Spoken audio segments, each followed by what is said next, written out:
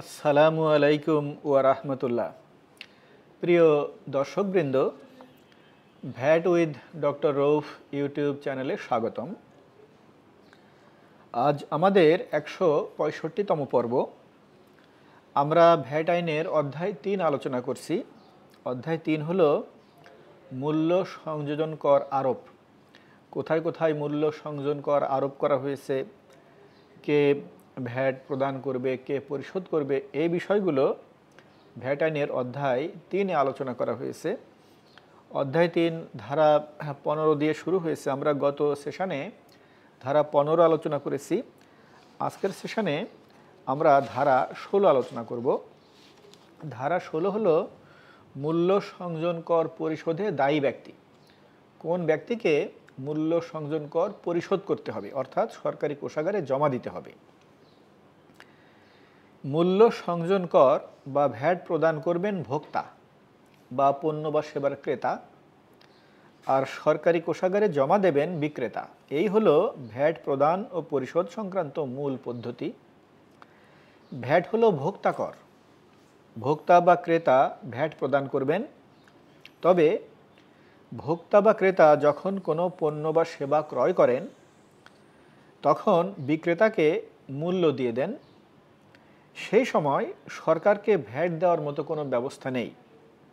তাই সরকার ক্রেতাকে বলে দিয়েছে যে ভ্যাট মূল্যের সাথে বিক্রেতার কাছে দিয়ে যেতে হবে, আর সরকার বিক্রেতাকে বলে দিয়েছে যে ভ্যাট ক্রেতার কাছ থেকে নিয়ে মাসের শেষে সব ভ্যাট হিসাব করে সরকারি কোষাগারে জমা দিয়ে দিতে হবে। এই হলো ভ্যাট প্রদান করার পদ্ধতি। অর্থাৎ ভ্যাট প্রদান করবে ক্রেতা, ক্রেতা ভ্যাট প্রদান করবে বিক্রেতার হাতে, বিক্রেতা মাসের শেষে সরকারি কোষাগারে ভ্যাট জমা দিয়ে দিবে। এই বিষয়টা ভ্যাট আইনের ধারা ১৬-তে বর্ণিত হয়েছে। ধারা ১৬ শিরোনাম হলো মূল্য সংযোজন কর পরিশোধে দায়ী ব্যক্তি। নিম্নবর্ণিত ব্যক্তিকে মূসক প্রদান করিতে হইবে। ক, মূল্য সংযোজন কর আরোপযোগ্য আমদানির ক্ষেত্রে আমদানিকারক। আমরা জানি যে ভ্যাট আরোপ করা হয় মূলত আমদানির উপরে, উৎপাদনের উপরে, ট্রেডিংয়ের উপরে এবং সেবা প্রদানের উপরে। তো যখন আমদানি হবে তখন আমদানি পর্যায়ে আমদানিকারক ভ্যাট প্রদান করবে, আমদানিকারক সরকারি কোষাগারে ভ্যাট পরিশোধ করবে। খ, বাংলাদেশে করযোগ্য সরবরাহ প্রদানের ক্ষেত্রে সরবরাহকারী। এই বিষয়টা একটু বিশ্লেষণ করা দরকার। বাংলাদেশে অর্থাৎ বাংলাদেশের অভ্যন্তরে করযোগ্য সরবরাহ অর্থাৎ যে সমস্ত সরবরাহ অর্থাৎ বিক্রির উপরে ভ্যাট আছে, সেই ক্ষেত্রে সরবরাহ বলতে কি বোঝায় সেটা আমরা এর আগে আলোচনা করেছি। তারপরও আমি এখানে খুব সংক্ষেপে একটু বলি। সেটা হলো বাংলাদেশের অভ্যন্তরে উৎপাদন করে বিক্রি করা, এটাকে সরবরাহ বলা হয়। ট্রেডিং করে বিক্রি করা, এটাকে সরবরাহ বলা হয়। সেবা প্রদান করা, এটাকে সরবরাহ বলা হয়। এই যে বাংলাদেশের অভ্যন্তরে উৎপাদন করে বিক্রি করা হচ্ছে, ট্রেডিং করে বিক্রি করা হচ্ছে, সেবা প্রদান করা হচ্ছে, এই সকল সরবরাহের ক্ষেত্রে সরবরাহকারী অর্থাৎ বিক্রেতা তিনি সরকারি কোষাগারে ভ্যাট পরিশোধ করবেন। তবে তিনি ক্রেতার কাছ থেকে ভ্যাট আগে থেকে কালেকশন করে নেবেন। গ, আমদানিকৃত সেবার করযোগ্য সরবরাহের ক্ষেত্রে সরবরাহ গ্রহীতা। সেবা আমদানি হয়, তো সেবা যখন আমদানি হয় তখন যিনি সেবা আমদানি করেন অর্থাৎ যিনি সেবা গ্রহণ করেন তিনি ভ্যাট পরিশোধ করবেন। ঘ, অন্যান্য ক্ষেত্রে সরবরাহকারী বা সরবরাহ গ্রহণকারী। এখানে একটা ব্যতিক্রম আমরা দেখলাম। আমরা এতক্ষণ দেখলাম যে সরবরাহকারী ভ্যাট পরিশোধ করবে, এখানে আবার দেখলাম সরবরাহ গ্রহণকারীও আছে। এটা খুবই ব্যতিক্রম। দুই একটা ক্ষেত্রে এরকম আছে যে সরবরাহ গ্রহণকারীকে অর্থাৎ ক্রেতাকে ভ্যাট পরিশোধ করতে হয়। আমি একটা উদাহরণ দিই, সেটা হলো বাড়ি ভাড়ার ভ্যাট। বাড়ি ভাড়ার ওপরে ভ্যাট আছে, এটা নিয়ে আমাদের একটা ভিডিও আছে। কোথায় কোথায় এক্সামিশন আছে, কোথায় এক্সামিশন নাই, সেগুলো বুঝতে হবে। তো বাড়ি ভাড়ার ভ্যাটের ক্ষেত্রে যিনি ভাড়া নেন তাকেই ভ্যাট পরিশোধ করতে বলা হয়েছে।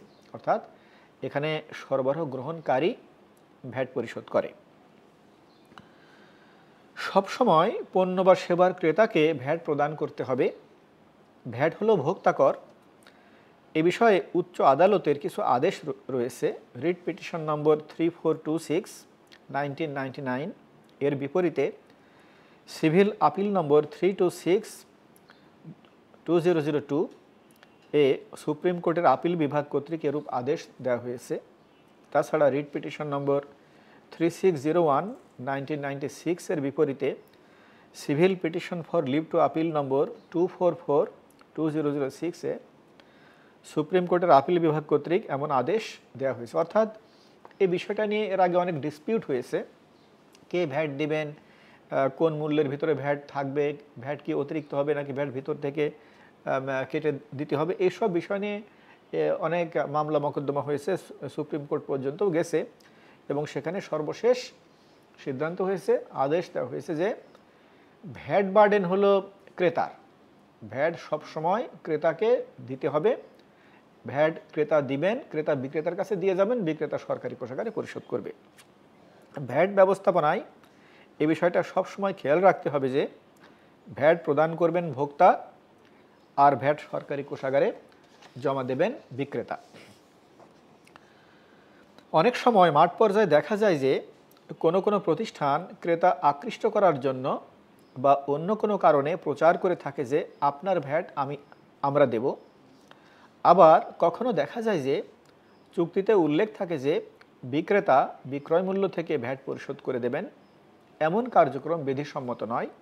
ভ্যাট প্রদান করবেন ক্রেতা, ভ্যাট সরকারি কোষাগারে পরিশোধ করবেন বিক্রেতা।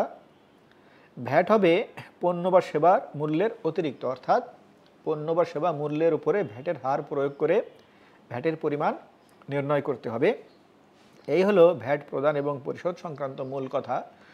প্রিয় দর্শকবৃন্দ, আমরা এই ভ্যাট আইনের ধারা 16 আলোচনা করলাম। এখানে আমরা মূলত আলোচনা করলাম ভ্যাট কে প্রদান করবেন এবং ভ্যাট কে সরকারি কোষাগারে পরিশোধ করবেন।